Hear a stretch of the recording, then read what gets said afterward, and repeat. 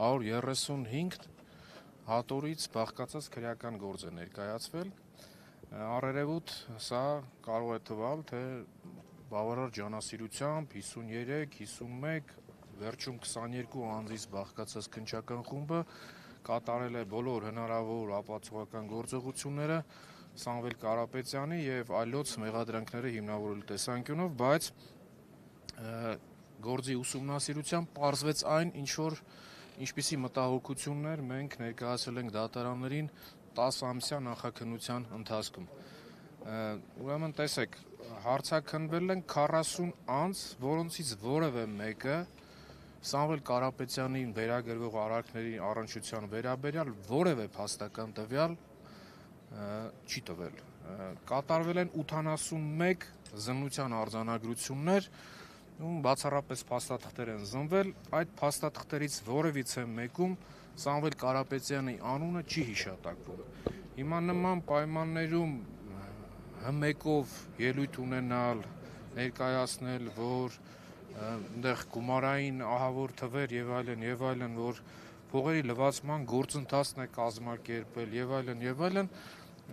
չգիտեմ, դատալսումները վստահեցնում եմ ձեզ, դրանց բոլորի պատասխանները տալու են, ամեն ինչ պարզվելու է, նաեւ ձեզ հետեւյալը ասեմ, մենք շուրջ 10 ամիս կալանքի ցանկացած նիստի ժամանակ երկարաձգման դատարանին ներկայացել ենք շուրջ 2 տասնյակ փաստարկներ, թե ինչպես են վարույթի հանրային մասնակիցները դատարաններին մոլորեցնում։ Նպատակավորն էր ընդհանուր գործի նյութերի ուսումնասիրության արդյունքները վկայում են մեկ փաստի մասին, որպես փորձառու իրավաբան եմ ձեզ ասում,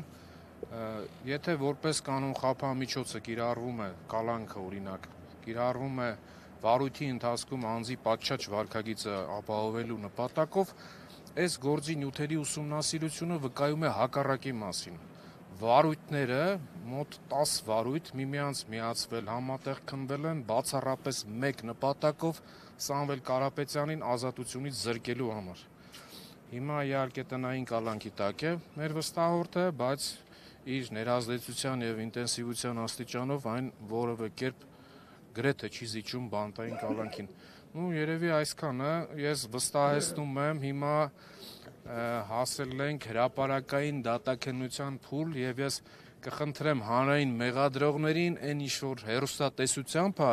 լսարանում հնչեցվում, այդ նույն ամեն ինչը հիմնավորել դատալսումների ժամանակ դատարանում։ Կարծում եմ հրապարակային դատաքննությունը բոլոր կասկածների վերաբերյալ այդ վերջակետերը դնելու է իր տեղը։ Ամեն ինչ հանրությանը հայտնի է դառնալու, ամեն ինչ բացահայտվելու է, թե այս քրեական գործի նախաձեռնման պատճառը,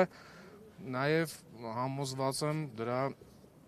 հաջող ելքի վերջաբանի մեջ։ Այսքանը, շնորհակալ։ Դատավոր Վահե Դոլմազյանից ակնկալիքները ինչպիսին են եւ դուք նախկինում եղել եք դատավոր, երբևէ դատական համակարգ այսքան կաշկանդված ու իշխանությունից այսքան կախվածության մեջ եղել է։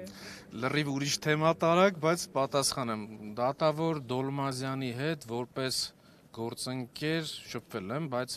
ես աշխատել եմ քրեական դատարանում, պարոն Դոլմազյանը հակակոռուպցիոն, հետեւաբար զուտ իր կայացրած դատական ակտերին ծանոթ եմ արդեն փաստաբանական գործունեությամբ զբաղվելու ժամանակահատվածից։ Այս վարույթով պարոն Դոլմազյանը 2 անգամ մասնակցել է եւ մեր հույսը նաեւ հավատը արդարացի դատական ակտ կայացնելու տեսանկյունով հիմնականում պայմանավորված է այն հանգամանքով, որ եթե նոր դատավոր լիներ 136 հատորը ֆիզիկապես հնարավոր չէր մարսել, ծանոթանալ եւ համապատասխան որոշում կայացնել։ Իսկ պարոն Դոլմազյանը համոզված եմ գոնե 65-70%-ով այս հատորներին ծանոթ է, նաեւ նշեմ, որ այսպիսի կայացրել է բավարար չափով պատճառաբանված դատական ակտ, եթե չեմ սխալվում, մեկ անգամ կալանքը 1 ամսով է երկարաձգվել, բայց երկրորդը երևի որոշակի համարձակություն դրսևորելով